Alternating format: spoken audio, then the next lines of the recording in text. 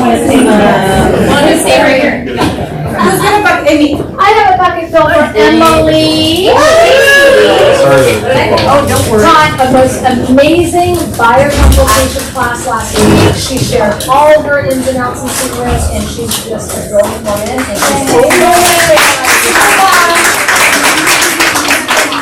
I appreciate that because I felt a little discombobulated during the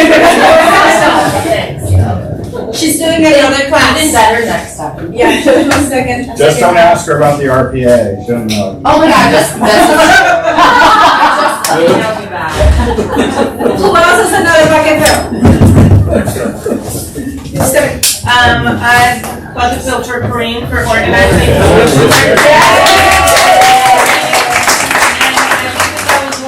Packed lunch and learns that I've seen in a long time, which means that the content that you're bringing to the office is amazing. Thank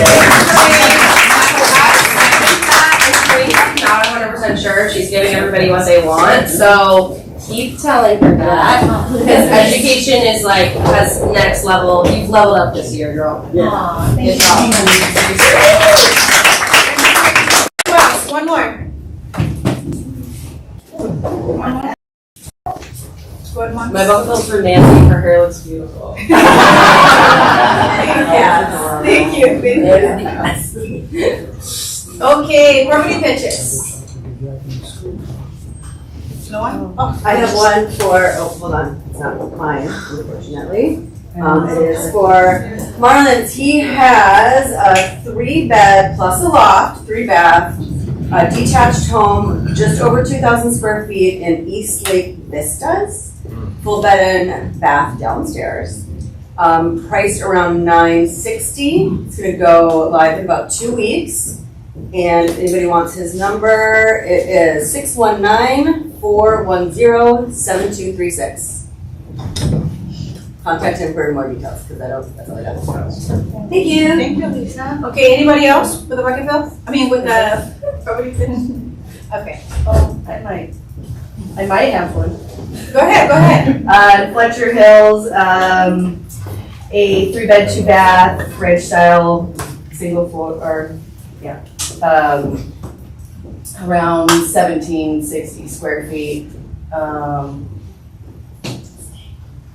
What? Staying off market. Yeah, staying off market until the end of the month. He's getting a new garage door right now, very exciting stuff. What's the price? Oh, that's a good idea. He wants to list it at $960.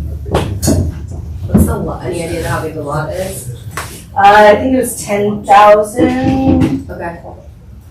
I have somebody. Stephanie? I've got a coming soon. It'll be coming to market in about 3 weeks, fully renovated, Point Loma, about 1,070 square feet, 3-bedroom, 2-bath, little bungalow for $155.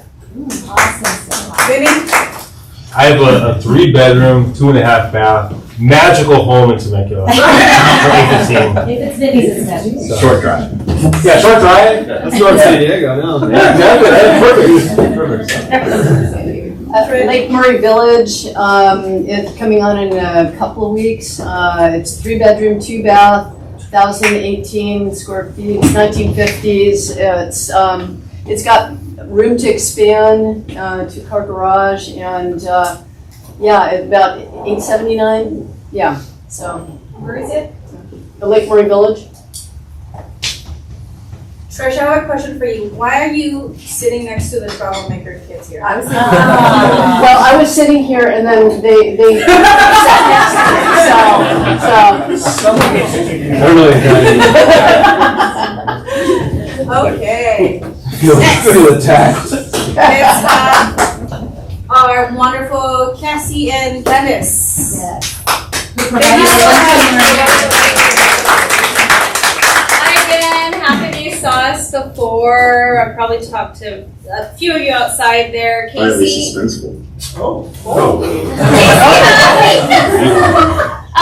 Casey's in La Mesa, I'm an all-state agent, so she's going to be helping with the homeowner product. Oh. We're gonna be what's happening. We can.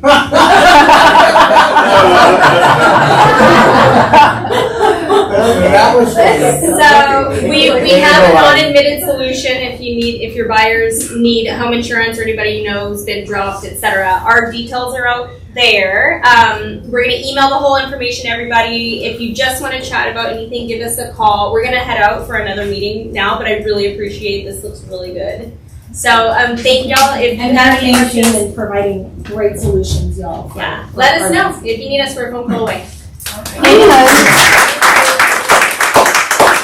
And you can front load your buyers and your sellers, with their information, so they can get a head start on it. Yeah, she had a good sort of, the way you put it is better than that any information the seller has and what they've done to the home and passing that on to the Or the buyer. buyer information, so you got what you need up front. Yeah, to Yeah. get a quote fast. Combine, sell the home. Thank you guys.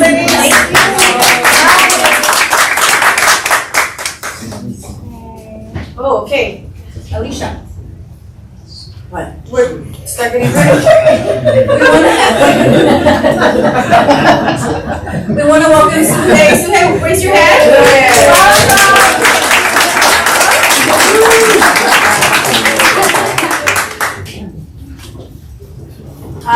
Okay, we have calls on Mondays, Wednesdays, and the daily sparks with Sarah. And then we're going to have market stats next week in person, and we will be providing food again. So come hungry and ready to learn. Noble, do you want to come forward to do the partners? Yeah, sure. I guess so. I'm here. You guys, this is my first time in a while. It's so hot right now. But we're escrow partners. We're the in-house. We're right down a couple doors, so come visit us and say hi. We get lonely over there. But Nicole and Christine are our escrow officers, and they're awesome. And I'm Noble, and I feel like I've met a bunch of y'all in here. There's some faces I don't recognize, but I would love to get around to meeting all of y'all. And we're trying to get 100% in our escrow business over here for the in-house in here, so please give us some love. Okay, what do we got? Some top people over here. Let's see, anybody here stand up? Did you see your face up here?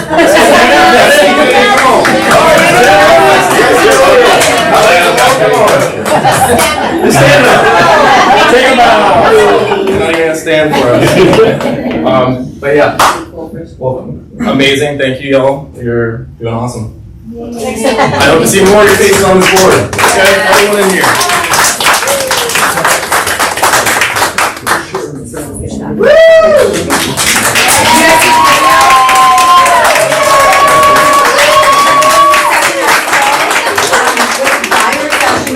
House. That's so right.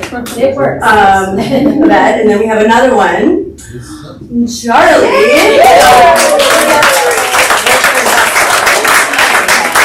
And I don't have a slide for this, but I'm just gonna say, for those of you who aren't aware, growth coaching, the extended version is a 12-month contract. So if you haven't seen Sam and Yanni on here, which it's not because they're not working, it's not because they're not taking listings or doing escrows, their contract actually ended last month and they decided to move on with MAPS coaching.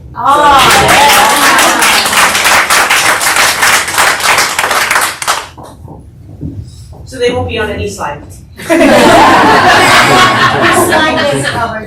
All right, so I got a story for you guys. This is a good one. Ready? All right, so I got a phone call from a client of mine or from an agent partner of mine that I haven't talked to in a long time, and she's finally got a buyer. She went into a whole separate she's staging now, right? So I'm helping her best friend's soon-to-be ex-husband. He's living in a hotel because they haven't filed for divorce or anything like that yet, so we were still able to kind of do the transaction, because if you're in the middle of a divorce, you guys, you can't buy a house. Like, you gotta wait till it gets finalized, because all sorts of stuff can happen during the divorce proceedings, right? So, he winds up telling us, that he's living in a hotel, we're doing whatever we can to help this guy out. Doesn't disclose up front that he had a BK. So, when I Like run BK. oh, BK's a bankruptcy. So he's got a bankruptcy, right? Conventional loans, you gotta wait 4 years to do a Chapter 7 bankruptcy. FHA, you can go 3 years. I'm like, perfect, you got 3.5 years. Let's find you an FHA approved condo and we'll get into the place. Are you still on speaking terms with her? No. Okay, great. Well, let's figure this out. Luckily, it was the agent's best friend, and she said that she would sign off on the transaction, and she would even allow us to run her credit. Because with government loans, you guys, it is a household debt that we have to look at, right? So household debt, but one person's income. That blew the file up. So this is constantly like, I'm like ducking and weaving, trying to figure this out, right? So FHA now is off the table because I can't use just his income. He doesn't have the debt to income up there. So we're like, okay, let's look at non-qualified mortgages, you guys. Do you guys understand what non-qualified mortgages is? Nope. Right? Okay, so it's everything except for conventional, right? FHA, VA, USDA, or jumbo loan. Everything else is non-QM. Okay? So bank statement loans, asset depletion loans, DSCR loans, all that kind of fun jazz, like all these funky different loans that are out there that exist, bridge loans, those kind of things, those are all non-qualified mortgages. So now I have to go and broker this.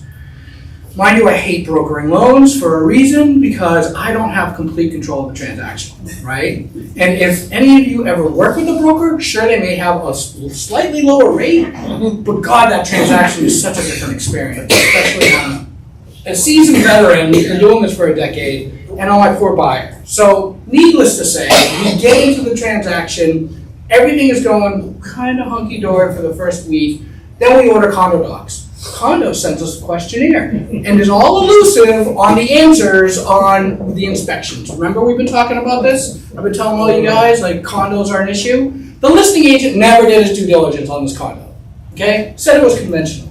It was not conventional, because when we got that report, they had balconies that were 23 inches high, okay, which is not by code. They had gaps in the railings that were like 6-7 inches, so a little kid could easily stick his head through. It was just deteriorating, falling apart. Oh, I know, Daniel. It was a mess, right? But luckily, this bank that we're going through does non-warrantable condos.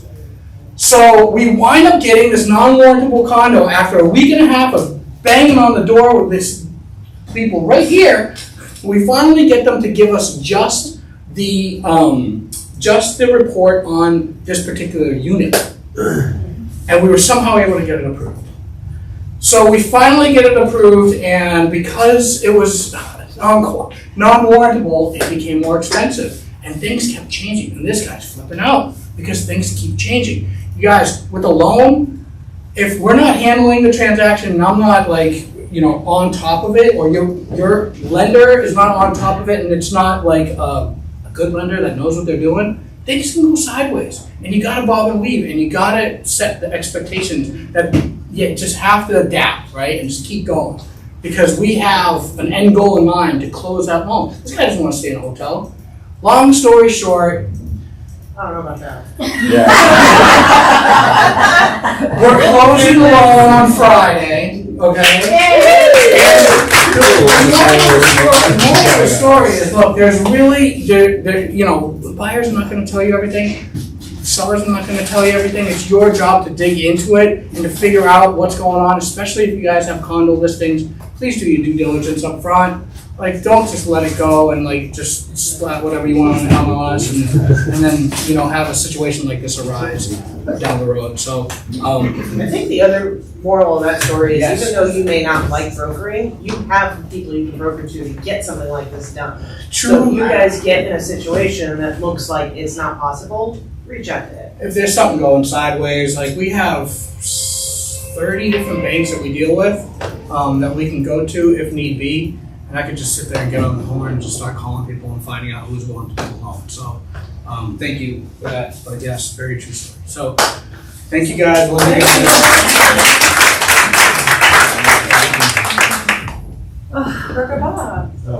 I need to come up front? Yes, you do. All the way up here. So So do you guys remember last week where I said it's best practice as a listing agent to ask for the buyer broker agreement or the broker agreement, the BRE, in a counteroffer? You guys remember that? Yes. Okay, you can still do that. You just can't put it in the MLS as what you want sent over with the offer. Because we found out there's a rule that you can't say that in the MLS. So that's it. So don't put it in the MLS. Understand? What is an MLS? Look at MLS. Oh my gosh. So don't say, please Yeah. include BRE. Thank you, that's it. Oh. It must be. Oh, doesn't our EMC look great today? Look at her. Thank you, Bibi. How many of you have seen the announcement about Gary selling part of the company to? I can sell it. Yeah. So, Sold. He sold, well, that's what, so when you own a company, if you want to bring other investors in, you sell shares of that company. So he sold shares, quite a few of them, to a company that hopefully will bring a whole lot of value to you guys. I don't know how it will be for owners, but the whole point of this partnering is to bring more value to the agents. Can you explain how? Not yet, because it's been 48 hours and we weren't. If the conversation's been going on for about a year and a half, but nobody thought it was this close. So when we got the call at 6:15 on Monday morning to be on a 7 o'clock call, it was everybody. The regions didn't even know. So I think probably by the end of the month, we'll have a much better idea. But also, how many of you have ever bought into a company before? And done your due diligence up front, but then you get in there and you're like, So the new CEO, I'm sure, is just gonna find his sea legs and see how things actually operate. I have a sense that they will be bringing their tech, the tech platforms they already own, to you guys, which is pretty good. so you own a And knowing CoreLogic, Gary, it's right? something good. They own CoreLogic and Lions, Lions stuff. Lions. Well, knowing Gary too. And Lone Wolf. He knows And Lone how to explain it to us. Yeah. So, the thing I've been saying all week is, if you're in this industry right now and you're hearing people prognosticate about what's gonna be in the next year, and 2 years, 3 years, here, none of us know shit. We just don't. What we now know at Keller Williams is we have a lot more money to navigate the changes. And you need a ton of capital in the real estate world now, whereas you really didn't need that 10, 15 years ago, you do now. Because you've got companies like Compass that are backed by massive, software. Yeah, Vinny. So what's Gary's future role? What's his, what do you relate to you that like next 5 years? Where does he want to be? It's interesting because you're going to probably be one of maybe 10 people in the room. Do you remember back in like 2009 to 2013, he was just the writer and just the educator. He wasn't actually involved in the day-to-day running of the company. That's what it will be like. They want to keep him in the writing room, pop out more books and products, and make sure he's teaching all the stuff that he does teach. That's about it. That's what he wants to do. The other part of this, guys, Gary's 68. Not that that's old. It's not old. And yet, if you don't start looking at some kind of legacy transition, at least this age, you might get stuck. And you don't want 180,000 agents globally to be stuck because we haven't had a plan in place. So I'm actually way more excited and confident that I'm in the right place. Do you think the shares will go public, anything like that? I'm sorry? Public shares, something like that? They won't go public. This was the play instead of going public. Was there talk about that? 3 years ago, we hired a CEO just to go public, and then the market shifted. And in order for Gary to get the valuation that he wanted at that point, it really wasn't possible, which is why then he just came back and said, find a private investor to do it. But Ashley, to reiterate what you said, you don't know. We don't know. We don't know if it'll go public or not. You just don't know. Yeah. 'Cause Well, things could change. Yes, it's not being talked about like this is what we want to do now. This equity company is in. I think the strategic alignment with these other tech companies is important for anybody in real estate to align with to succeed, because as Gary said on the call, we're in a different environment. And I was thought when he said, we're in a different legal environment. I'm like, hell yeah, because your brokers across the country are going crazy implementing all these new rules with NAR. And it's just a different, it's harder. And I think Well, and it's more expensive. I believe personally, this is never gonna come out from the company, but I've seen what's happened the last 3 years. Gary has put out almost $150 million in lawsuits. Well, how would you all be with that? Need to get some money somewhere else? That has to be part of this. You need a lot of capital to run strong businesses. He put out a lot of capital just to get us out of lawsuits. And we're still, as an industry, under microscope with the Department of Justice. And we're waiting for the next class action, which probably will appear. And it's the stuff that I talk about at risk management when I deliver. That when I'm telling you the stuff that you should not do, I'm telling you that because there are people out there looking for the test case to take another class action against us, like they did with the commission lawsuit. Yep. Is there any kind of like rumbling that they might allow like CoreLogic to be a reduced price for us to use or like that? Or There's no rumbling. I would think they would miss a huge opportunity if that's not part of the benefit that comes to you. That's just a no-brainer to me. So if it doesn't happen, I will be shocked. Keep in mind, they've raised your tech fees twice in the last 2 years. They hadn't raised it for 20 years, but twice in the 2. You guys didn't actually feel that last one because basically I've been subsidizing it for the last year and a half. But you haven't gotten the reason I did that is because you haven't gotten a whole lot more value for that money. It was kind of hard to pass it on to you. This gives them the opportunity to do it. So we said. Okay, well, let's move on to the main topic. Before we do that, I will be sending you an email today. No. Oh, 2. But 2 o'clock I will start, yeah. So We have, she starts at 2, yeah. I have an email coming out at the end of the meeting, and I will be sending you a link to watch the highlights of Family Reunion. So I highly recommend that you go search the link up and watch the videos. They have about 13, maybe? Is it 13? Well, it's most of the break. So the top 6 are at the top, like the vision speech, the bold, the agent panels that were up front, and then the inspirational morning, and the rest are some of the best of the breakouts. So if you couldn't make it to Family Reunion, the breakouts were great, and they give you all the deliverables that they had given at Family Reunion. So highly recommend at least watching the vision speech, and then the bold one that was delivered by Gary. And bold is coming to the region. I don't have the date yet. We don't have the dates yet. I think we're October. But the way they've rewritten bold, show of hands, who's taking bold in the river? I'm in bold right now. Okay. So what Gary did is he took the old bold and he didn't even look at it. He said, I don't want to look at it.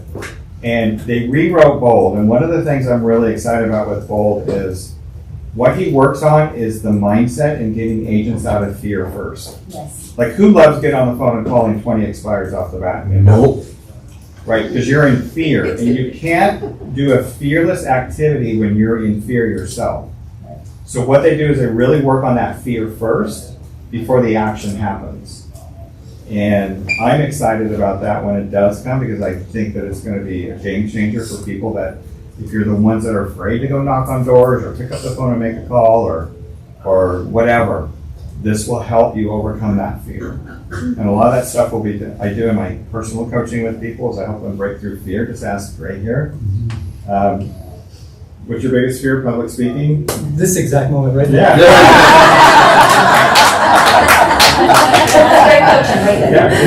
It's called exposure therapy. And we've all been there. I'm like, who's all excited to get on the phone and make calls? Raise your hands. None of you. No. The one I recommend is the CEO Summit. That one too. It's pretty really good. And then we have Bridges as well in there. That's the breakout session that is in there. So watch the videos. Please be on the lookout for an email. And we'll at least have He's still not here. Well, 3 more minutes. So, do you have that video on Facebook that we can play right now? Well, I would, since we're on on family reunion, there's a lot of you in the room who went, and we haven't done our recap. We go, let's do that. Anybody want to share like a big thought they took away from reunion or a great experience? Great books. Great books. Definitely how the market is going, like during the sort of vision, like when we were talking about like how originally he didn't want to talk about like tariffs and what's going on in our actual country and how that's affecting us and how we're going to have to take that into account now with the future that we can't predict. I mean, like you were just saying a few minutes ago, I think that was a big point I took away from the vision. Yeah, and that's old news now. That's even more true this week. So I have a couple of statements that were awesome. Technology should be used as an enhancement of the relationship, not a replacement of the relationship. Also, choose an activity that gives you energy.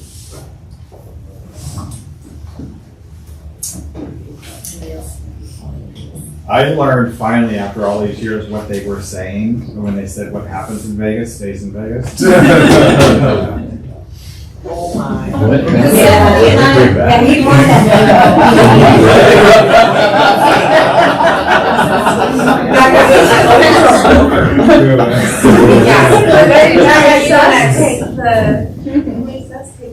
I wanted to say, Stephanie and I, we've been farming, and we've been doing traditional farming, milling, knocking, delivering, whatever. But somebody said that social media is new farming. And it really is, with targeting certain areas and with ads or no ads. And that was for me like really interesting. I never thought of it that way. And it is definitely, social media can be like a new way of farming. For me, it was really. I saw Phil Jones speak, who was amazing. And I have lots of notes from what he said, but the one that that has been stuck in my head, it's super simple, but we, and when I say we, I mean me, have a habit of sometimes over elaborating or over talking to clients because I want them to know. And he has an acronym for the word wait. So he's like, wait, why am I talking? Mm-hmm. It's like, just stop and wait. Like, think to yourself, why am I talking? Let them talk. So that was helpful. Oh, I was just gonna say, so the new stats are 75% of buyers choose the first agent. They only interview one agent and they go with them. And 81% of sellers only interview one agent. So if you can just get to be the first person in the door, there's really high probability of them using you.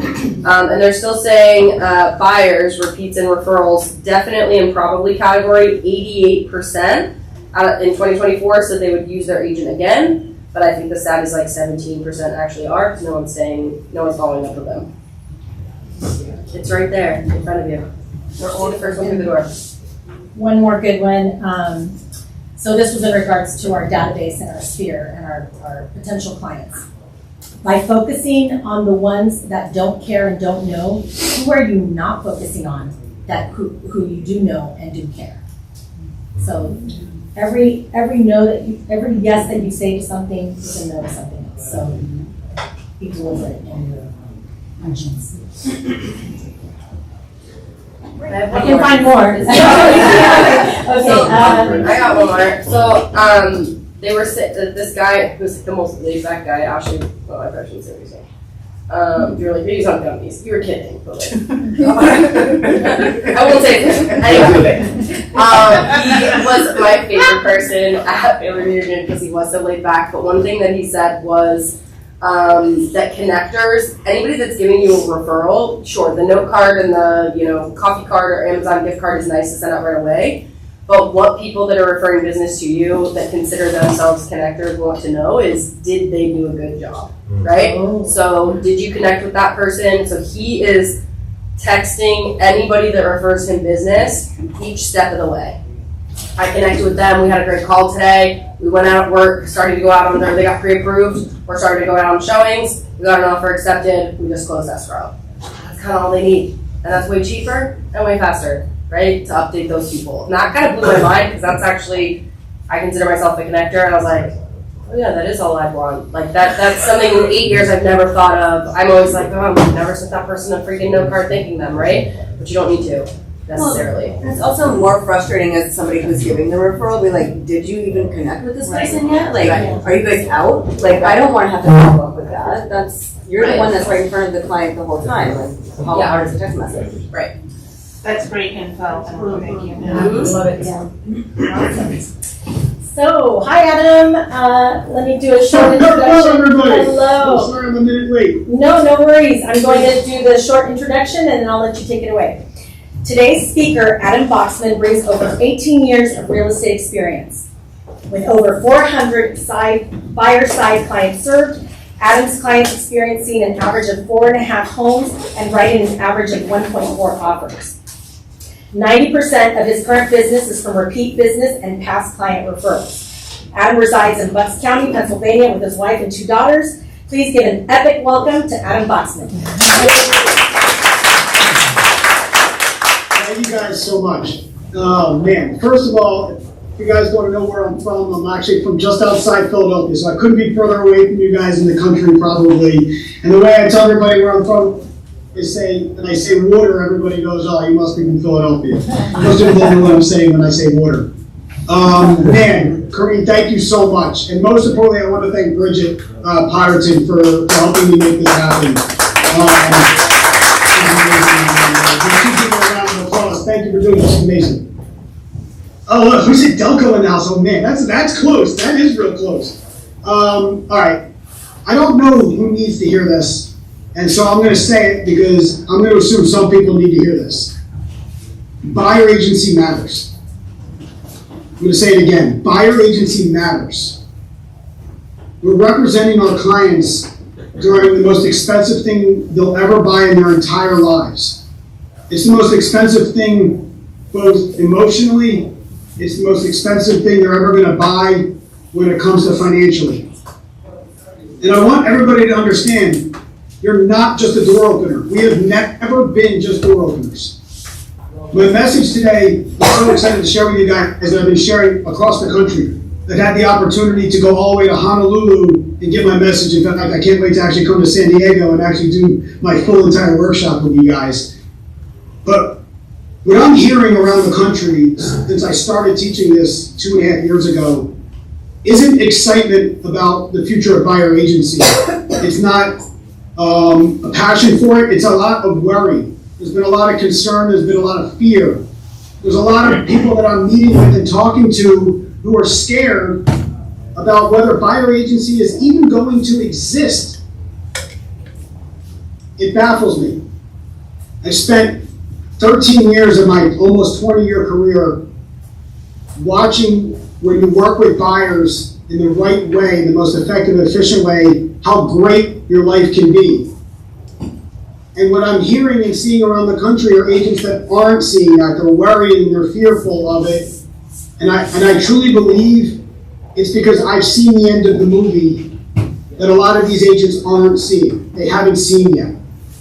Their experience has led them to be frustrated and worried, and they haven't seen the end of the movie. So what I'm going to do with you guys today is I'm going to hopefully share with you the end of the movie. We're not going to go over everything. We're not going to share the entire thing with you guys, but I want you guys to make sure you leave the message that I'm going to share with you guys today truly excited about the future of buyer agency, and hear and see from somebody who's actually lived working specifically with hundreds of buyers over the last 13 years how you can actually love your life and enjoy your life, and your clients are going to love it too. Working with buyers is hard. Working with buyers is not an easy job. I hear agents, and what I'll do is I'll give you guys a chance to spend 5 minutes venting to me about all of the things that frustrate you about buyers, because that's what we love to do. I go into real estate offices and we vent about the frustrations we have working with our clients sometimes. And there's a lot of venting about buyers, or I'm wasting my time with showings, or they want to write unrealistic offers. There's a negativity around it. There's a lot of frustration around it. Turn your Wi-Fi I hope that you're not having that in your life, but there's a lot of it. And the truth is, I love it.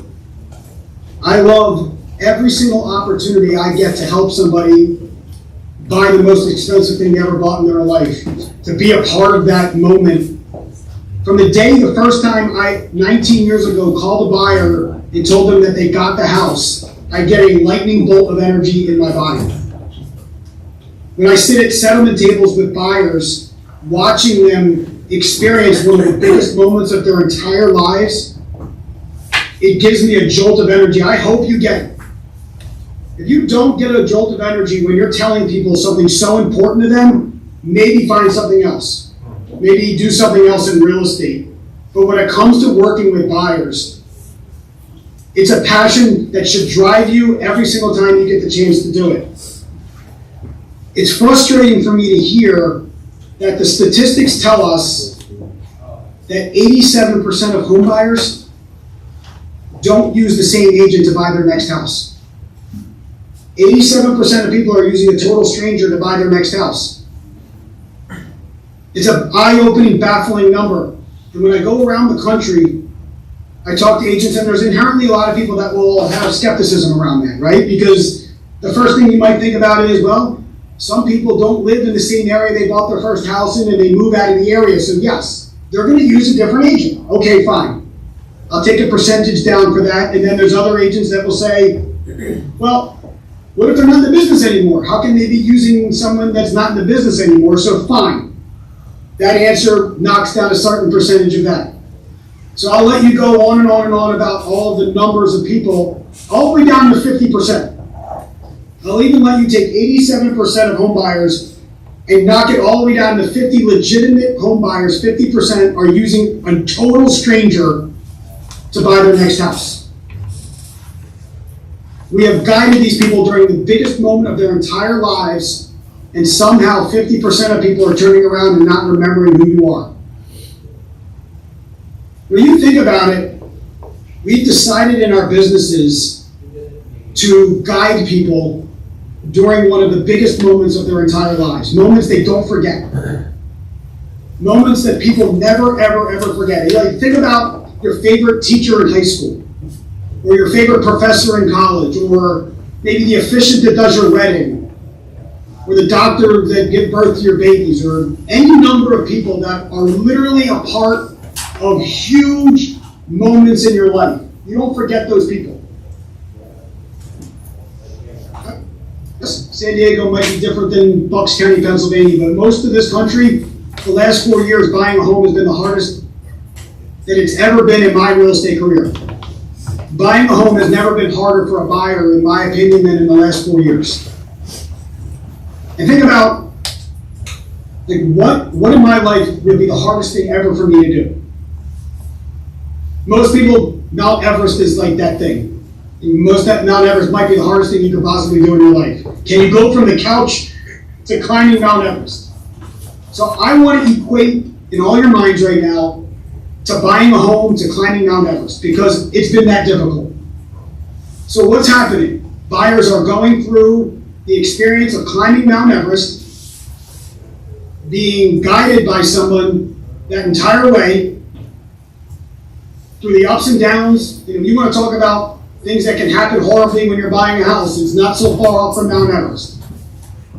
They're getting to the top of that mountain, and they are forgetting the person that guided them up the mountain. And the next time they go climb that mountain, they're finding a total stranger to do it with them.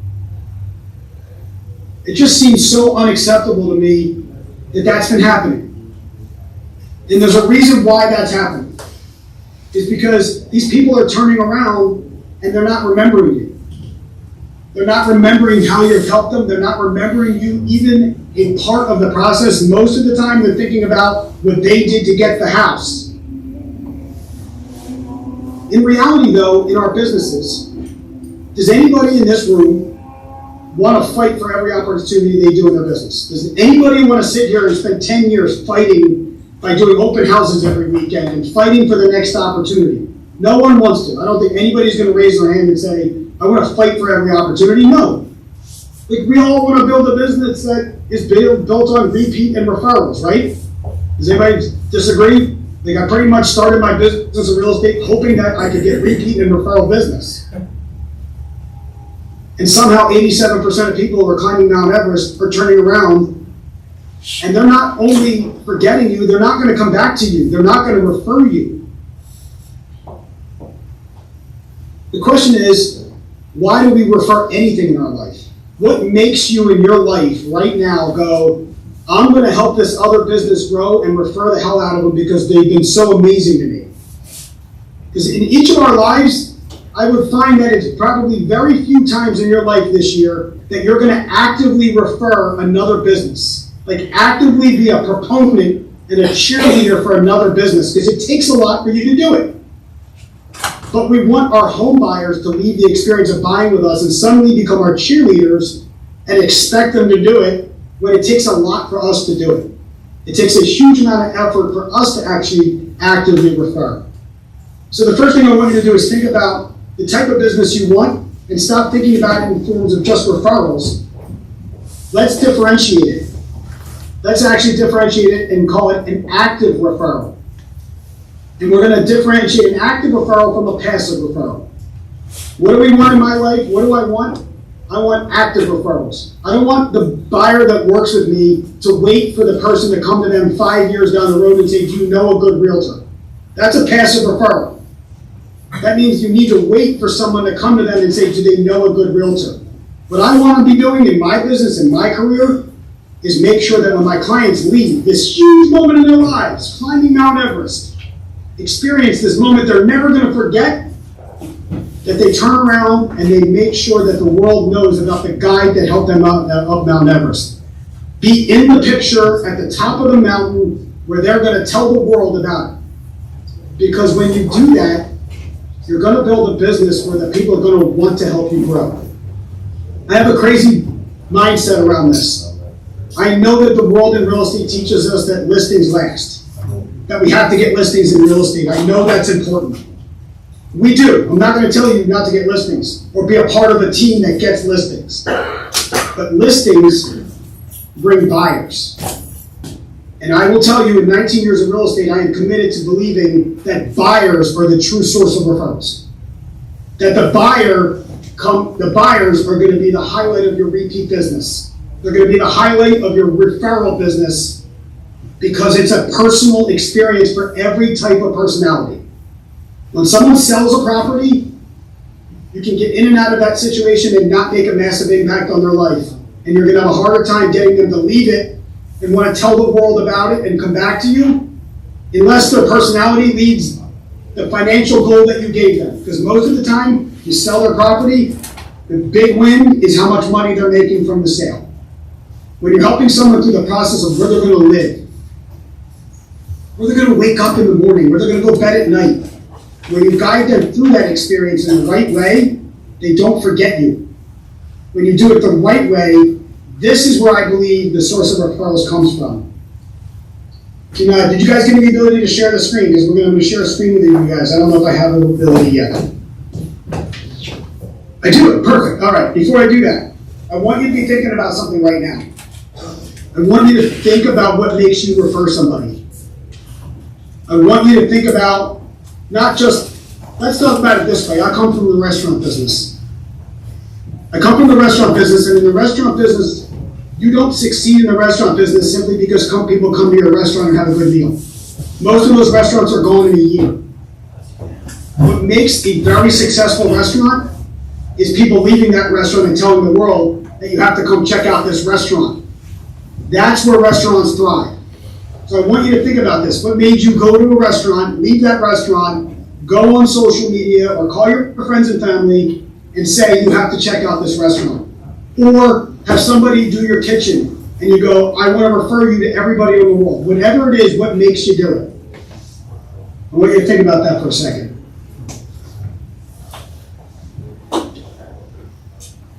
Someone very, very smart, many years ago, Maya Angelou. Can you guys see this? I want to make sure you guys can see the screen. Yes. Give me a thumbs up. Someone give me a thumbs up. Yes, someone can see the screen. All right, look at that. Everybody did. Thank you guys. Maya Angelou said, I learned that people will forget what you said. People will forget what you did. But people will never forget how you made them feel. I'm going to say it again because it's really, really important. I learned that people will forget what you said. People will forget what you did. But people will never forget how you made them feel. So we think about this, right? We're helping these people buy these homes. And let's just talk about the buying side of the experience. We're helping them buy homes. We're running around showing them homes. We're meeting with them all hours of the night. We're doing all the work. We're telling them all the great advice and saying all the right things. And we're taking them through buying a house. And none of it mattered. All the words you said, all the things you did, none of that mattered because the only thing that matters is how they feel. How they feel. The individual person that you helped. That's the only thing that's going to matter. So literally your goal for every single client should be making sure that they feel so amazing about the experience that they are going to leave it becoming your cheerleaders for life. So what we're going to focus on is how our clients feel, okay? So the question is, how are our clients going to feel at the end of the day?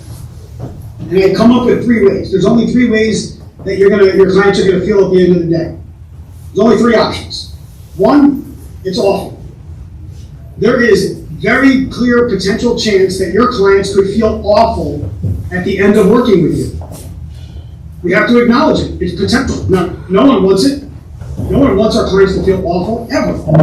But it can happen. In fact, it happened to me personally.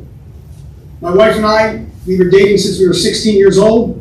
And when we got married at 25, we went to go buy our first house. And long story short, I was in the restaurant world, and we met the wrong person at the wrong time at the wrong house. We got a door opener who could care less about us.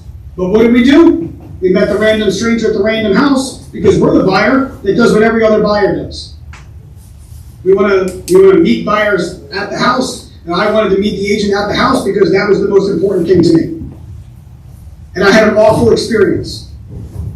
It's actually what drove me to get into real estate, because when I got out of the restaurant world and other things happened that I'll explain to you later, I was driven to realize that, man, if that person can be successful in real estate and never actually care about it, what if I cared about my clients? And it's what drove me to get into real estate. But I'm pretty sure you guys are not trying to give awful experiences to people so you can grow a real estate business from agents. So we can move on past awful pretty quickly. But the second one is just as bad. The forgettable experience is just as bad as the awful experience. The forgettable experience is literally where that 87% is sitting, and if you don't know it, it's happening. The magnets you're sending, the things that you're doing that you think are going to keep your clients coming back to you, or hope that one day when somebody says, do you know a good realtor, the forgettable experience has them not remembering your name. If anybody in this room has been in real estate for long enough, you've been in a room and asked somebody at some point in time, hey, who was your realtor? And I see them go, I don't remember the name of them. They worked at so-and-so a company, but I don't know the name of them. The forgettable experience has you doing open houses literally twice a month, 3 times a month for your entire career, because your buyers or your sellers are going through the experience and they have literally forgotten you. So here's what I want you guys to think about. I want you to think about the third way. The third way you want your clients to feel. I use the word epic. It's a word that I came across that just gave me the immense feeling of outside the box, right? It was my word that I wanted to create so that every buyer I worked with, I had a goal to create that experience that I defined as epic. It doesn't have to be epic for you, but that's, for me, what I defined I need that client to feel. So let me show you, I'm going to define what epic is, okay? I'm going to share with you what epic is. Actually, I want you guys to think for a second about the word epic and what comes across. In fact, speak up. I don't know if you guys can raise your hand, speak up. What do you think about when you hear the word epic? I don't care if you're on Zoom, I don't care if you're in the room. I want to hear what you guys think about when you hear the word epic. Grandiose. Life-changing. What was that? Who's telling a story? Grandiose. Grandiose. Ooh, I haven't heard that one yet. Rockin' my world. Bridget, you have one? Mind blown, yeah, that's it. Mind blowing, love it. What else? Keep it going. Let's keep it going. You see the word epic, what are you thinking? Life changing. Life changing. I love it. Alright, let's get to my definition of epic. Okay? Whatever experience you have, I think it needs to fulfill these three things, no matter what. At the end of the day, I need my clients to feel all three of these at the end of the day. You ready? 1, it needs to be unforgettable. The experience that your clients have needs to be unforgettable. They can't forget it. If they forget it, they ain't coming back to you in 7 years to buy their next house. But most importantly, you're not going to get active referrals from anybody who forgot you. Okay? Am I on board with making sure it's not forgettable, right? Here's the problem. My experience buying my first house was very, very, very unforgettable. And it was not epic in any way possible. So, the second, epic has to make you smile. The experience your buyer has when they think about it, they gotta smile. They have to smile when they think about it. They gotta never forget it and they have to smile. Uncontrollably, actually. You wanna make it so that it's so outside the box that they smile uncontrollably about this. Guess what? They're smiling about moving into the house. They're smiling the moment you get to tell these people that they got the home against the 50 other offers. They are smiling about it. They just need to smile about your experience with them. So it's unforgettable, it's gonna make you smile. The last one is gonna make your business, make or break your business. They need to tell people about it. The experience you're giving these buyers is not good enough that they leave the settlement table and they never forget it and they smile when they think about it. We gotta make them actively refer us. We have to make them feel so great about it that they are going to tell the world. They're going to invite you to their housewarming parties. They're going to make sure they go on social media and not only say we bought a house, but we bought a house with the greatest guide that took us out Mount Everest because of, not, by the way, all positive things, because of how you actually guided them sometimes during the tough times, during the hard moments, during the times on that mountain where if they don't make the right decision, that they're going to fall. Like, it's not a constant positive thing, but they gotta think about it. They have to smile when they think about the overall experience, and they gotta tell somebody. They gotta tell somebody about it. Does anybody disagree that they don't want this in their business? They're like, nah, I don't want that. I just prefer to fight for every opportunity. I'm not worried about my 87% going to somebody else. I'll just get my next deal somewhere else. Does anybody not want that? I don't think so. I'm pretty sure no one's like that. Look at it. I mean, California's not that different from Pennsylvania, I don't think. So it baffles me, right? I ask myself, how is it that 87% of people are going through buying the most expensive thing they ever bought in their life with a guy that did all the right things and said all the right things, but somehow they're forgotten, let alone telling people about it. It's not just that they're not telling people, they're forgetting us. They are totally forgetting us. And I know, I know why it's happening. It's why I'm so excited about the future of real estate, because I know that the changes that have happened over the last year are going to bring all of the world and life that you guys want working with buyers. It's going to solve all the problems we have working with buyers, and I'm proof of it. I've literally lived for 13 years working with buyers, showing 4.5 homes, writing 1.4 offers, with 90 to 95% of my business coming from repeats and referrals. Why it's not happening? We'll start with where all the agents want to start with. The agents want to blame the buyer. Why are they not having epic experiences? And we blame the buyer, and the buyer is somewhat to blame. Because the buyer is going on Zillow, Adam and Jackie Boxman were dumb and went on Zillow and said, let me meet the random stranger at a random house with the most expensive thing I ever bought and think that that's going to be my path to trust and actually going through this experience and not have a horrible experience. Somehow I thought that was the best thing for me to do. It's what all buyers do. Go on Zillow, meet a random stranger, random home, and maybe they have a good experience, maybe they have an epic experience, or maybe they have a horrible experience, but you're starting it off like an idiot if you're a buyer. So we say that it's the buyer's fault. And I will blame the buyer somewhat. But in reality, we need to be professionals. We haven't been professionals. And the way that we've been actually leading our industry, the way that our leaders have been actually educating us, and the way that we've been acting, have been turning us into door openers over decades. That we've slowly become the person whose responsibility it is to answer the phone and open the door.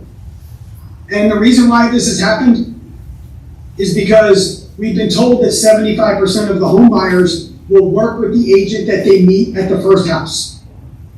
What did that get us doing? Well, that got us meeting random strangers at random homes because we wanted to get the deal done. We want to make sure we get the transaction. We want the opportunity. So what we do is the exact opposite of what we should be doing. Because when we list a home, we don't just start working for sellers without actually meeting with them and doing a listing presentation and getting hired. But when we work with buyers, we're so afraid to lose the opportunities that we jump up and meet people in these vacant random places, in people that we've never met before, and somehow we expect them to just follow us up Mount Everest. And it doesn't work that way. It doesn't work that way for you in your life. When you think about it in your life, you met a random stranger and all of a sudden they were telling you what you needed to do and how you needed to do it and how much deposit you need to make and hundreds of thousands of dollars, if not millions of dollars of decision making, all to the person that I know that can open a code, get a code to a door. So it doesn't lead the buyer or you to having anywhere near epic experiences. And what it leads to is this. I'll share with you what it's led to. It's led to unrealistic expectations. It's led to unsuccessful offers over and over and over again. It's led to a lack of trust in the people that are working for us and that we're working for. And it's been we're getting commitment issues. And when we say commitment issues, it's not just getting people to hire us or people hiring us, it's people committing to the way that it takes to get a house. They have to commit to the process. Does anybody not deal with this in working with buyers? Are we not dealing with this? By the way, the buyer doesn't want to deal with unrealistic expectations. The buyer doesn't want to write unsuccessful offers. The buyer doesn't want to have a lack of trust for the person they're helping. And the buyer does want to commit to the process that's going to get them the home that they're dreaming about in the best way possible. But the reason why I'm in front of you guys isn't for all those other things. The reason why I've been spending my entire life traveling and getting in front of agents around the country right now is not to tell you to do more deals. There is enough leadership in our business and in our company, or any company, talking about doing more transactions. What I want to talk about and spend our time talking about and show you why the way that you're going to do this and the future of buyer agency and how it's really going to impact your life isn't going to be just doing more deals. In fact, I don't care if you do one more deal after meeting with me and hearing from me. What I care about is that we have to start thinking about what each deal is doing to our life. What each deal is, how much each deal is taking out of our life. I want to talk about what, when you look at your transactions, I want you to think about not just the settlement table and the check you made, I want you to think about the time that it took you to get there. I need you to think about the time that it took you to get there. Can you guys still see the screen? Yes? I don't know if you can. Yeah. I think I lost it again. 1 second. Let me stop sharing real quick. 1 second, guys. Sorry. Are we good? Can you see it? Yep. Good. All right. So, I want to, if you don't mind, get off of real estate for a second. I want to get a little personal with you so you understand what I'm here for so we can get to the actual way that you're going to get your time back. But I'm going to take it a little personal if you don't mind. The picture you guys see here is a picture taken on September 9th, 2005. It was taken at approximately 7 o'clock at night, and it was the biggest moment of my entire life. I told you guys that I dated my high school sweetheart, but I didn't tell you is that I'm the middle of 3 boys. My mother desperately wanted a daughter her entire life and never got one. no daughters. And grew up my whole life, met my now wife at 16 years old, and when my now wife came into my world, my mom finally got the daughter in her life that she never had. And we dated for 9 years in high school and in college, and slowly but surely my wife turned into my mom's only daughter. And so when we got married on September 9, 2005, the picture you see there is the best moment of my life and the best moment of my mother's life, because damn it, I'm the middle of 3 boys, and my marriage was way more important than my brother's. Always. What I want you guys to see in this picture is the smile on her face, and I want to share with you personally what she was talking about in this dance. She was talking about grandchildren. She was talking about a future that was way beyond the time that she had. 4 months after this picture, we were at her funeral. What you can't see in the picture is that she was battling breast cancer, and she had her doctors fill her with drugs so that she could dance all night at my wedding.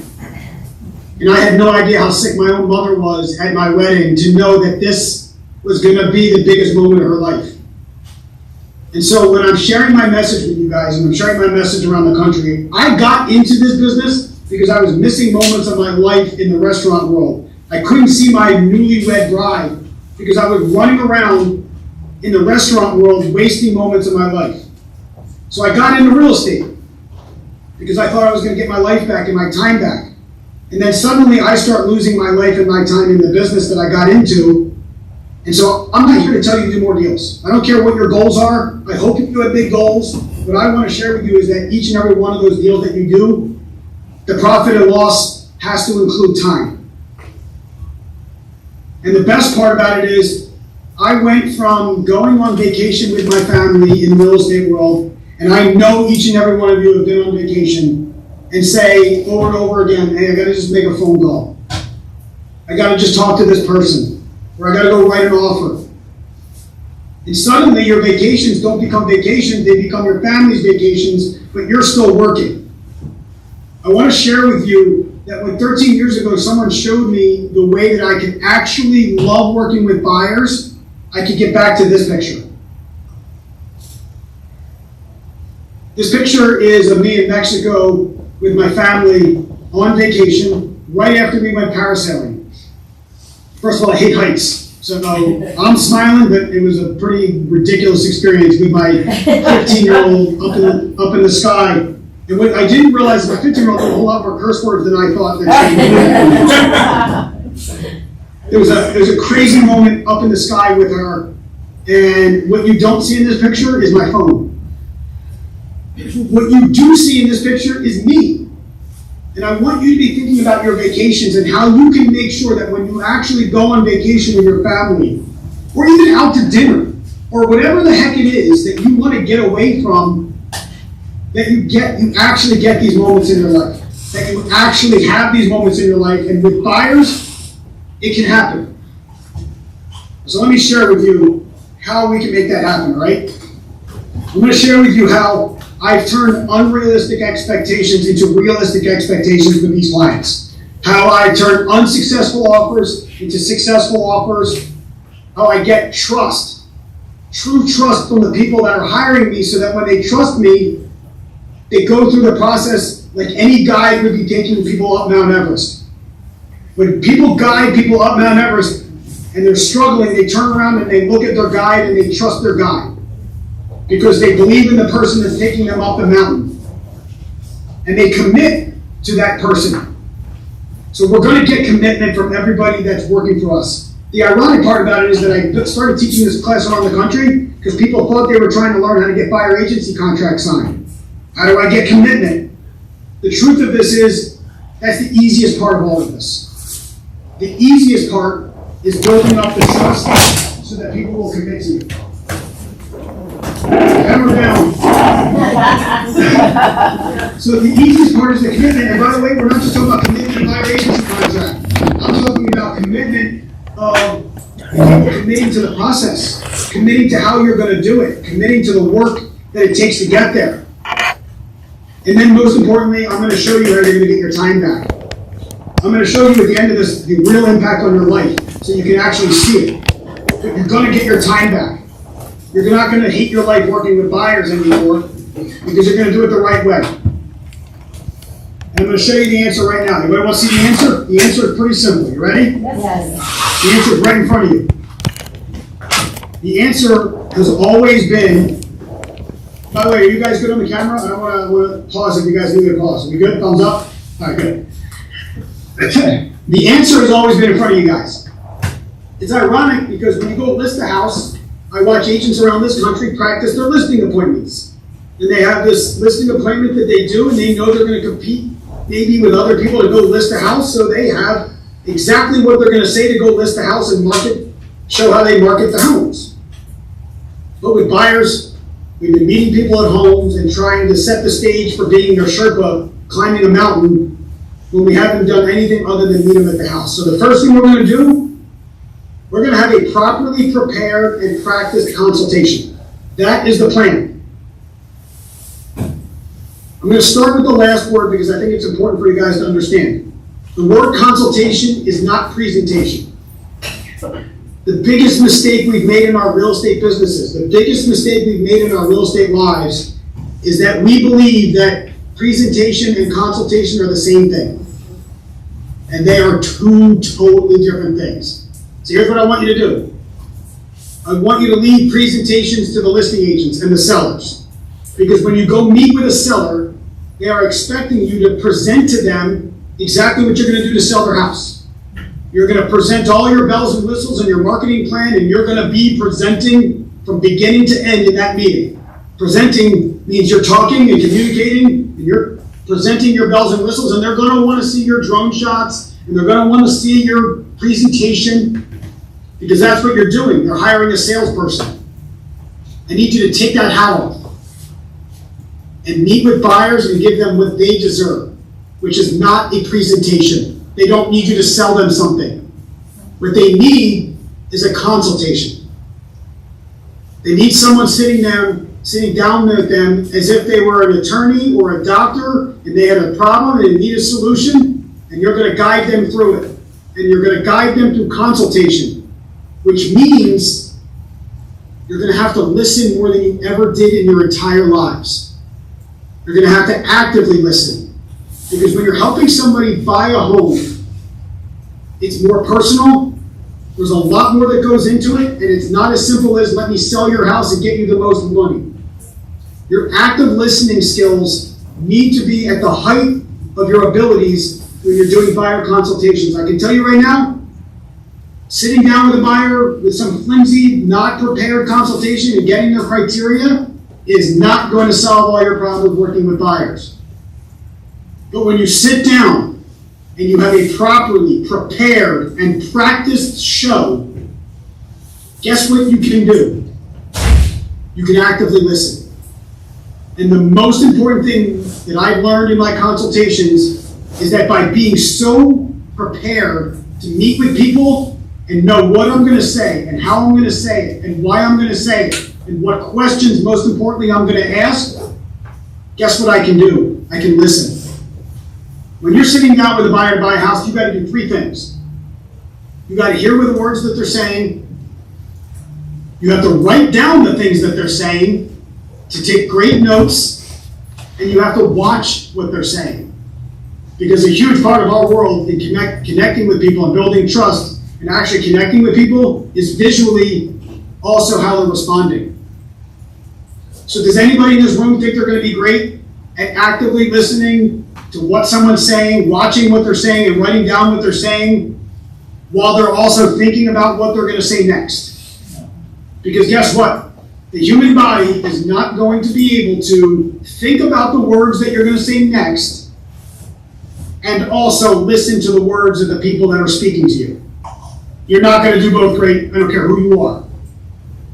So, what's the solution? While everybody around our country is nervous about buyer agency, is nervous about whether we're going to exist as buyer agents, the great agents are spending their time right now perfecting their properly prepared and practiced consultation. And guess what, guys?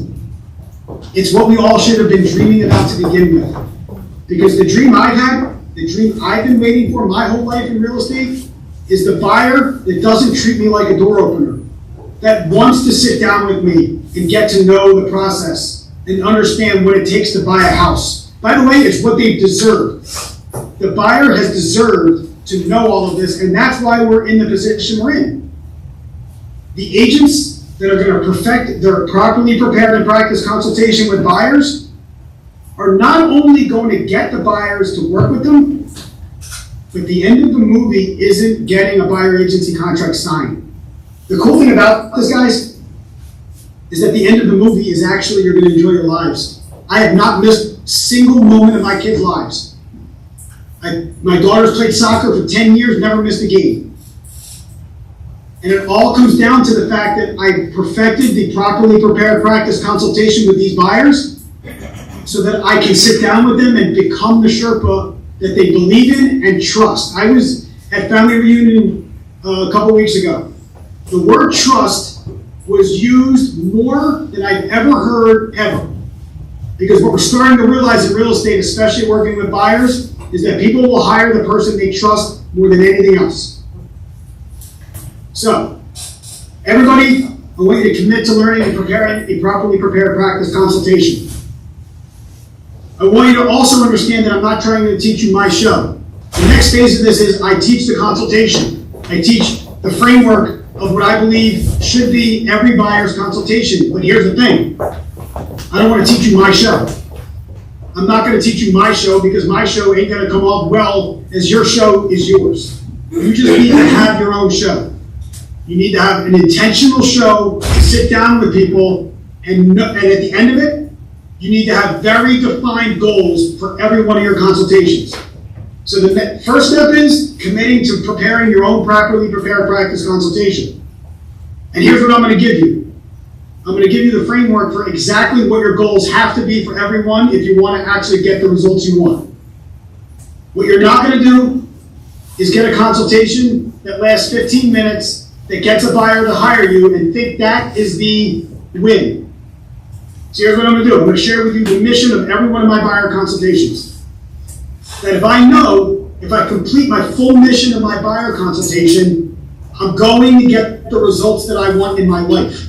I'm going to get showings to 4.5 showings. I'm going to get offers written 1.4. I'm going to get repeat and referral business because I know that all of it comes down to my consultation. So let me share with you. You ready? The mission of every consultation. If you don't complete each one of these, you're going to find somewhere in the process of working with buyers, you're going to get frustrated again. So let me go through each one of them with one. You need to get to know your people. You need to truly get to know the people that you're guiding up that mountain. You don't need to get to know your people as much when you're listing and selling homes. You need to get to the product of the house that you're selling more than you do the people. You need to get to know the people that you're helping buy a home. Phil M. Jones, I'm going to give him credit for this. He says, people don't want to buy a house. People don't want to sell a house. People want to buy a house because. People want to sell a house because. You cannot know why your clients are making this move until you get to know your clients. And then the flip side of it, your clients are never going to get to know you in random vacant empty homes. Your clients need to know who you are and why you're there and who you are for them if you think that they're going to follow you up that mountain. Second, you have to set expectations in your buyer consultations. This is not about just getting their criteria and their contact information. You need to actually set the expectations and show them what it's like through every phase of buying the house. What is it like for financing in the current market? What is it like to be searching for homes? What does the market look like in list price to sale price ratios? What are the things that they need to know? You know what I know? People don't make really high pressure decisions when they hear it for the first time. And they certainly don't do it in random vacant empty homes. People make great, quick, very smart decisions when they know what to expect, when they're prepared. Here's what we're going to do. We're going to use our consultation to set all the expectations of what's going to happen so that when you're with these people, and they're at the point where they're about to make a massive decision, you're gonna say, hey, remember when we spoke about this in the consultation, and we said this is what's gonna happen? And you're gonna look like you had a crystal ball the whole time. Because you used your consultation to set expectations with that consumer, so that they know what to expect. And they know, hey, this is where problems can happen, and here's where the biggest mistakes buyers make. Here's what happens. And you're gonna look like a clairvoyant down the road when those things start happening.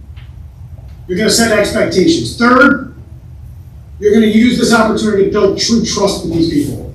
You're gonna leave the consultation where they're gonna trust you, not because you're gonna help them buy a house, they're gonna trust you because you have their interest in mind. Because at the end of a properly prepared practice consultation, you've listened to them so much that you've heard what's gonna make them trust you. You understand what makes them trust somebody, and you're gonna make sure that they trust you.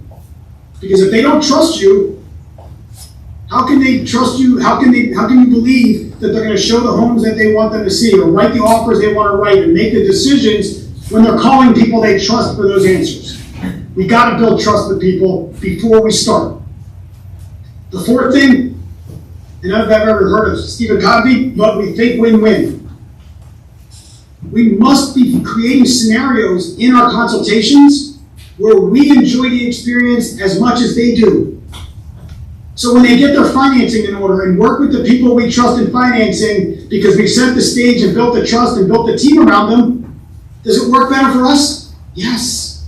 Our lives are better when our clients make the right decisions at the right time, or see the right houses, or do all the right things. Because those 4.5 homes that my clients see are 1.4 offers, that's my life back. This is the moments where I'm talking about. This is where I'm talking about why it matters to get your life back, and why you have to create win-win scenarios where the buyer goes, wow, that's great, I'm really excited about that. That's the best thing that can happen for me. And you're saying, yes, and it's also great for me too. It's awesome for me too. We need to find those win-win scenarios. Not finally, the next. Yes, we need to get commitment. Yes, every buyer consultation should leave with that buyer hiring you in writing. It always should have. We should never have been working for people that didn't hire us from the moment we started working for them, because you never listed a house while working for somebody without listing the house in writing. So we're going to get commitments, but the word commitment here isn't just getting buyer agency contracts signed. We need to get our buyers to commit to the process. When I speak to my buyer in consultation about financing, they commit to the way that I'm going to set the stage for they're going to get financing. When we talk about searching and picking out homes that we're going to see, they commit to the way that I pick out homes that my clients physically see. So they're going to commit to every part of the process in addition to hiring me. And then finally, we have to start making it epic. We have to start making sure that from the moment they hire us, we're doing things that make them want to smile, never forget about it, and tell people about it. You have to find a way to make it epic. And you know how you find a way to make it epic? Listen to what they're saying, take great notes, and use the information they're getting you to hit home with them. Epic isn't giving your clients a Cutco knife at settlement. It's not giving the same Cutco knife to every buyer that ever existed, thinking that's going to be the way you do it. And I love Cutco knives, and if the guys use Cutco, I freaking love Cutco. They make great knives, and I work in my kitchen. But the client that I have that doesn't spend a second in their kitchen doesn't want a Cutco knife. It's not epic. What we do is find ways to make sure that our clients feel an epic experience has happened to them. It's so easy to do, and when you do it, you actually are a part of huge moments in their lives. They don't forget it. They're basically, all I'm asking you guys to do is find a way to make sure that when they get to that top of that mountain and they're showing everybody they just climbed Mount Everest, they simply put you in the picture. They put you in the picture, right? I'm going to leave you guys with, I'm going to end this with one last thing if you guys don't mind. I'm going to stop sharing screen if I can. I finish all my sessions this way, because I want you to visualize in your own lives the impact that I believe that this will have on you, because of the impact it's had on my life. I want you, what do you think, what does everybody think the number one thing in time waster that we have working with buyers? What wastes most of our time in working with buyers? Go ahead and scream it out. What do you think? I would say showings. Yeah.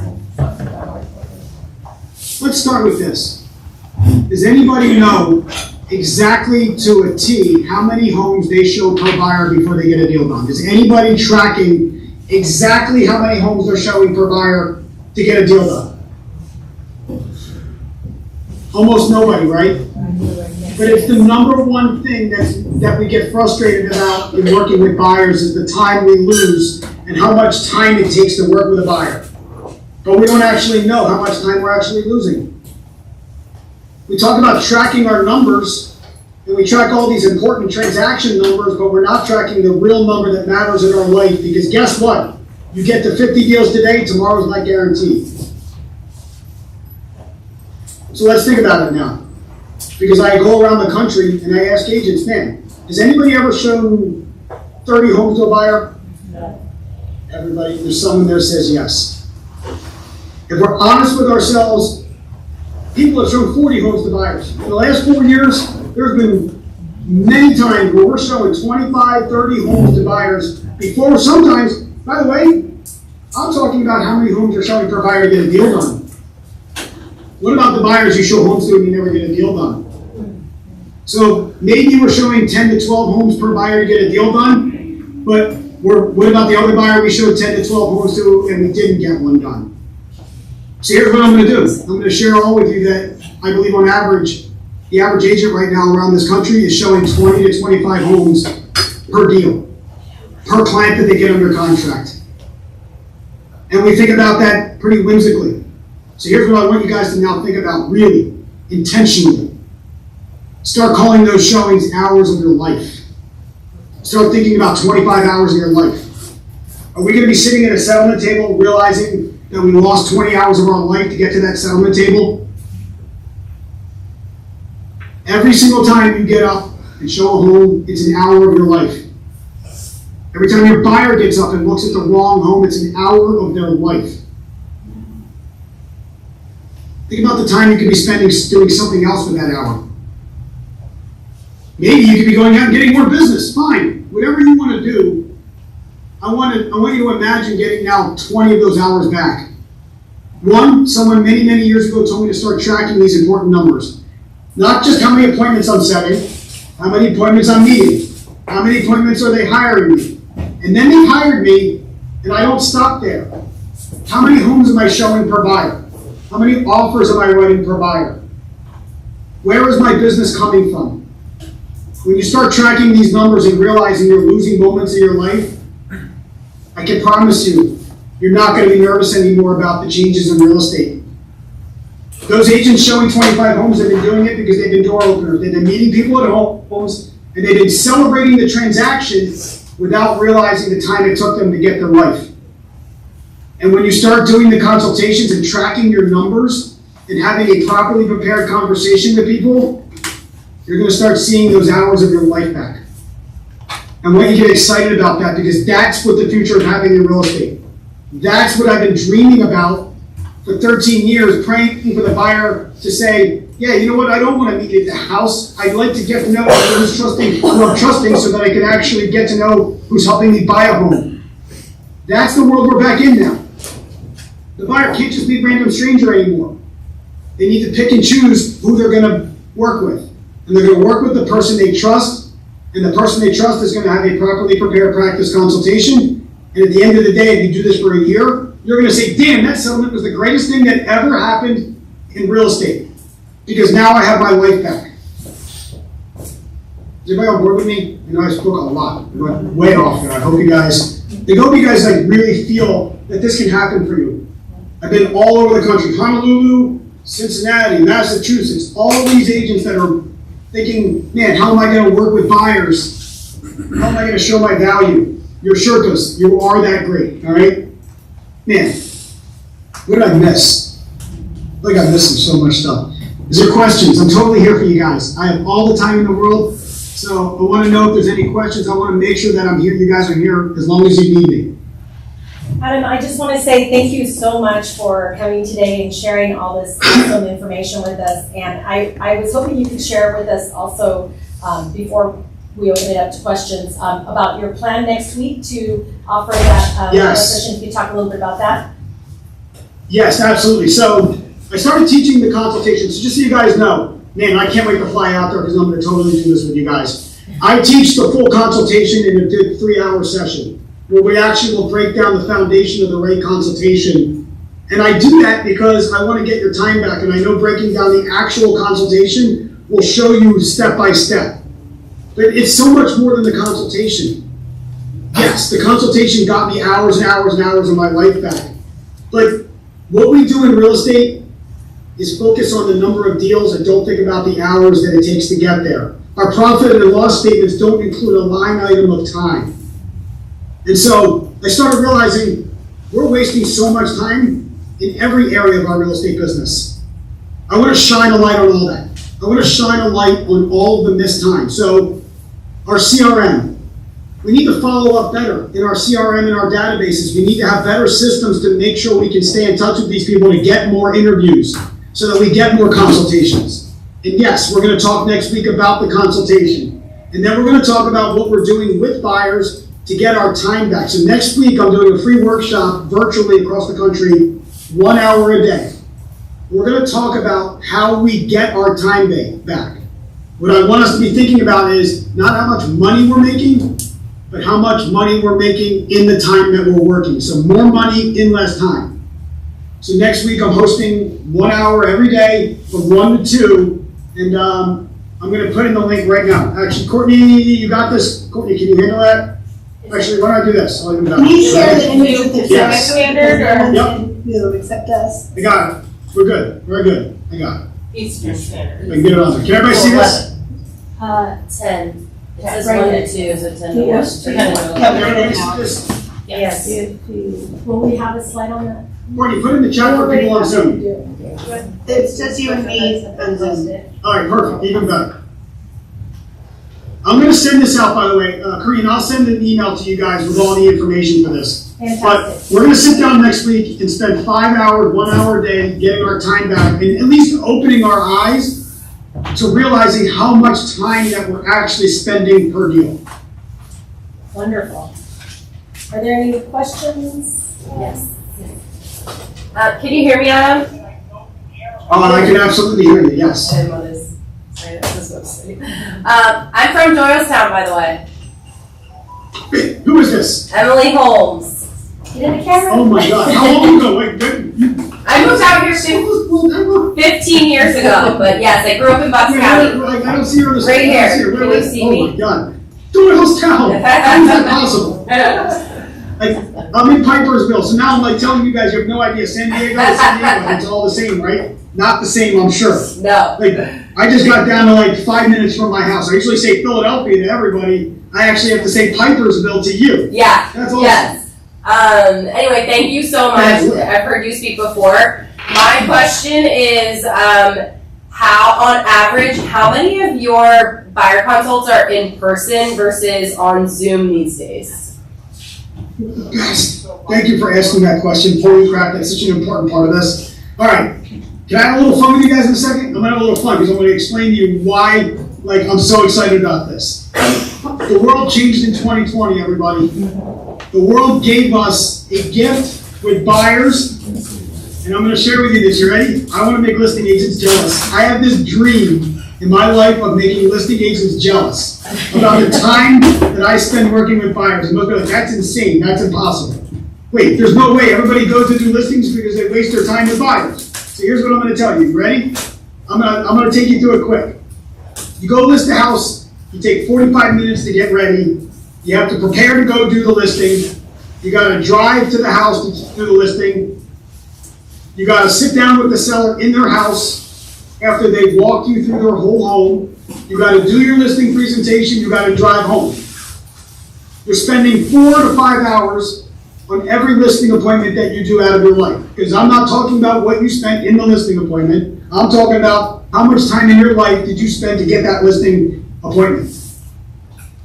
And for me, I spent multiple years, decade, Every buyer that I would meet with, I would have to fight through. My world is this: 150 internet leads 13 years ago. My partner said, I don't want them, they're yours. And I'm in a phone booth convincing people that I think the best thing for them to do is meet with me in consultation, not see the house. Impossible task, by the way, that's easier for all of you now that the law changed. So what I would do is get them to come meet with me in my office Monday through Thursday, 6 o'clock at night. They would have to come to my office, and I would have to do all the same thing and get ready to go to a listing appointment. And inherently, by the way, my set to net ratio, if you really think about your business, was a struggle because these people would have to get up, not know why they were meeting with me, drive to my office, and meet with me. So I would inherently have to reschedule appointments. Our set to net ratio matters, guys, because it's the time you're taking to actually make these appointments. But the time you're in these appointments changed in 2020 because our world shut down. I had my best real estate career when we were off for 4 months and couldn't work. Why? Because I realized that this Zoom thing could allow me to talk to these people and set the expectations and do all of these things with these buyers in a way that they were actually comfortable and happy to do. They don't got to come, hey, you don't have to come to my office. We can just set up a Zoom call. So I started doing Zoom calls with buyers before we could even get out and see homes because legally we couldn't go see homes. So I built up all my clients and all and realizing, wow, I can literally leave my couch, go into my office, do a buyer consultation for an hour, and then go back to my life. 5-hour listing appointment, 1-hour buyer consult. And if I do it right, and my clients are only seeing 4.5 homes and writing 1.4 offers, is there a way that in my life I could balance the time that we're spending working with our buyers that listing agents who don't want to work with buyers want to do? I don't want to go to someone's house, drive there, sit there for 2 hours. I'd rather talk to my buyers in consultation on Zoom. Here's the best part. By the way, 95% of my buyers are now on Zoom. Here's the best part. It's best for them too. The buyer wants it. When I say create win-win scenarios, you're creating a win-win scenario that's best for everybody. And you know what's even better than that if I take it a whole nother level?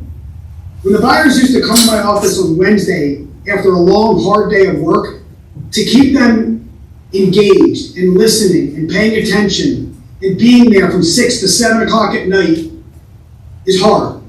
When they're sitting on their couch in the comfort of their home having a conversation with me and they can go back to their family and their kids are around and all these things are happening, but they're not thinking about how they can get out of that meeting, I have way more engaging conversations with my clients when they're buying a home than I ever did, even in person. Win-win scenario. Thank you for asking. The Zoom is where we're going to get our life back. I want to give you your lives back. I'm showing you, like, this is a path where you can say to a buyer, by the way, the NAR settlement, all these things that you don't know about, legally I have to meet with you so that you know who you're working with. But I'm happy to do that on Zoom. Here's what I need you to be able to do. I need you to be able to do it in 2 seconds in the middle of a busy intersection with things all around you. So when I say properly prepared and practice buyer consultation, you're not going to have the time sometimes.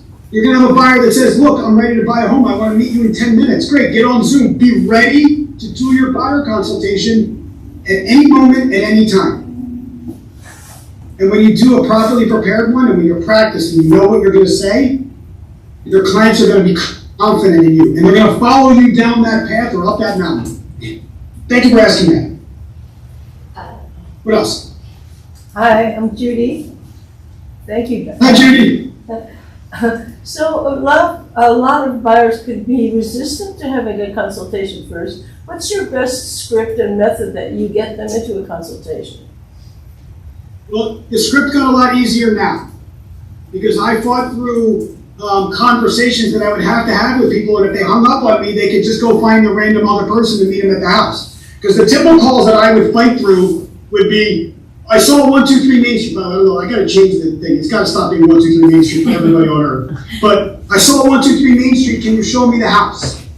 And I would have to have conversations with people that said, let me show you, let me have you self-discover through this phone call why meeting me at the house is the worst thing you've ever considered doing in your entire life. And why you should meet with me in my consultation so that I can give you the experience you want, right?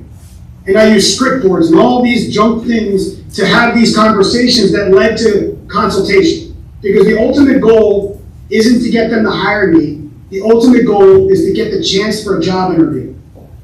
So the first thing is this. The NAR settlement created the legal barrier for every buyer that wants to be represented in buying a home to have to actually meet with. And so what I use now is, hey, I'm not sure if you're aware of this, but there was this huge, almost $500 million lawsuit that occurred because buyers were meeting random strangers at homes and actually not knowing that the person that they're meeting wasn't representing them. So legally, if you want to be represented, the first step is interviewing an agent and making sure you have the right person. And I love the opportunity to interview for the chance to be a realtor. Our goal isn't getting them to hire me, my goal is to be the person they interview. Does that make sense? Yep. The other thing I'm going to give you guys, I'm going to give you a resource that you should already have. I hope there's 2 books. This is me wishing I had a DeLorean. Everybody knows what I mean by DeLorean. A lot of my teaching, a lot of my coaching, a lot of the training I do around the country is talking about the mistakes I made and the failures I've had. And the things I wish I would have had. And most of the time it's I wish I could get in a DeLorean and go back and fix all my problems and the things I was doing wrong. One of those things is using scripts and dialogues, and all these script boards. And what if they say that and you say this? And all of that meant nothing. Because when you use scripts, you're assuming that the person on the other end of the phone call knows the lines. But if they don't know the lines, then you're just using your own script. So, I'm going to give you a resource right now that has changed my life now that I wished I would have had years ago, but it didn't exist. There's a guy named Phil M. Jones. Phil M. Jones wrote 2 books. Exactly What to Say. Such a good book. Love that. And Exactly What to Say for Real Estate. Even better. I have that book. It's great. If you want to learn about how you actually have conversations with people that ask the right questions, that actually, you ready for this? Here's how I'm going to put it. In our worlds, unfortunately, our businesses, we get looked at as manipulators. We're manipulators in the conversations we have, the buyers that meet us, the sellers that meet us. A lot of times they think we're manipulating them to get a sale. And a lot of times agents literally look at their business and their goal is to get hired, get the listing, get the deal. The goal should be whatever the goal of the buyer or the seller is first and foremost. And we, in our business, want to be influencers. I want to influence my buyers to make the right decisions and influence them positively. The problem is there's a very thin line between manipulation and influence. That thin line starts with integrity. Phil M. Jones talks about you have to have integrity in the conversations you're having with people so that you can influence them positively. So these 2 books are the starting point to how you can ask the right questions so that when people in the right time for them are ready to think about buying a home, that you become the trusted person simply that they interview. I only want you to practice your scripts and your conversations to get the chance to interview, to get the opportunity to do a consultation, and then you use your consultation to become the Sherpa, to become the guy to get hired. What we can't do is think that we're going to use our open house conversations to tell people why they should hire us. We should only be talking about why they should interview us. Give them the power. What else? There's so much more. Just going back to, this is Kareem, hi. Yes. Just going back, just going back to the virtual consultations.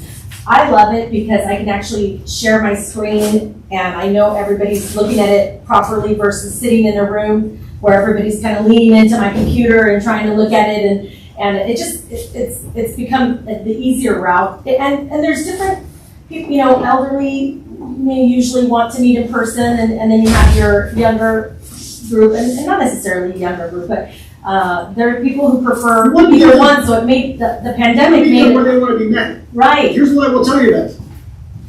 When COVID happened, my father knew nothing about technology, but when he wanted to see his grandkids, guess what? He figured it out. Young people, old people know how to use Zoom now. Right. Right. Everybody knows how to do it. And I'm actually going to give you guys another thing. I'm going to share with you one more trick.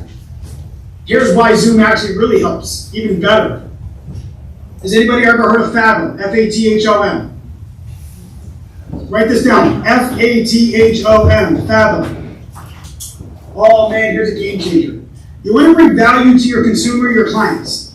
Okay, you go meet with them and you do a listing, and you might have to send them a summary of the meeting because you met with them in person. When you meet with somebody on Zoom, Zoom has a free application that you can attach to your Zoom account called Fathom. What Fathom does is records your meeting, video recording of every meeting. It takes notes of your entire meeting with all of the homework that the consumer might have, with all of the things that were said. So I spent years taking notes in all my consultations. I still do. I take my notes and I put them in my CRM, and what I'd have to do is this. I'd have to take the notes and then I'd have to type all my notes into my CRM because, God, man, they told me a lot of information, and the only way I'm going to make it epic is if I get that information into my CRM. Then I learned you can voice into your CRM instead of typing, so that was great. And then Fathom happened. And now I do a Zoom call with a buyer. Immediately after that Zoom call, I get all the notes from the entire call. I cut and paste all of those notes into my CRM. So when their birthday comes up, I can look into it and it pulls out all the information for me for free. Fathom is free. Not only that, one more thing to this. How valuable is it when you leave your consultation with your buyer and you can send them a branded notes from the consultation you just did with them, with the recording of the consultation, with all the notes from the consultation, where they can actually go, hey, Adam talked about mortgages with us. I don't remember what he said. I'll click on that button. It takes to the video of the consultation where I spoke about mortgages with them. You're giving value to your client that they never got before by meeting you in person, and now you have a recording of your entire consultation and the notes from it, and you can send it to them and say, hey, by the way, it was a great meeting with you. Here's everything we talked about. Are you bringing value for free? Yes. Win-win. Yeah. So in regards to that, is there a way to only do note recording versus video recording, and what are the permissions that we need to ask in reference to that? I mean, not every client. That's right. I do ask for permissions, but I say that it's only for them. I only literally keep it and send it to them, and it's only for them. So no one's ever said to me, no, I don't want that. You can absolutely do that though. Like, right, just so you guys know, all of this I have recording right now. I actually can send this to you. I actually will. Courtney's my director of operations. She might have left early. So I will get Courtney to send you guys, so you see an example of this. I'll send you the entire recording of this entire session, and you'll see all of my notes from everything I said in there. And so, can one select? I can stop video. Oh, awesome. Yeah, you can select just the note taking and not the video, or have them both. Okay, oh, that's awesome. Thank you so much. But I will say this. When you do it on Zoom, I had one time where someone said, I don't want to get on video, and I don't do that. You cannot do a consultation where you can't see the people because you're never going to really get to know them. It's like doing a phone call consult. Never going to work. Yeah. Right. Just want you guys to know I have so much more to share with you guys. I'm so grateful. Like, I don't want to forget to say this. Like, that you guys trust me all the way across the country. 2 years ago, I had never taught anyone. I'll share with you that I saw Ed Milet did a keynote at Family Reunion, and I had never even heard his name before, and he told me you got to impact lives. We got to impact lives in our lives, and so I just came back and decided, I'm so sick of hearing people frustrated about working with buyers, but I literally love my life working with buyers. I actually want to make listing agents jealous about the fact that I can help the amount of buyers I help and get repeat and referral business, and never have to go sit in someone's home for 2 hours, listen to them talk about their house. So I'm here. I love it.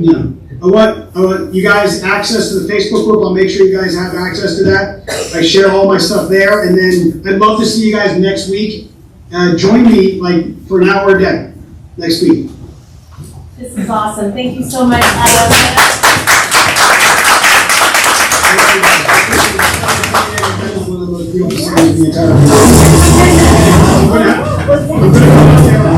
And see you guys, because I told you that you were for anyway.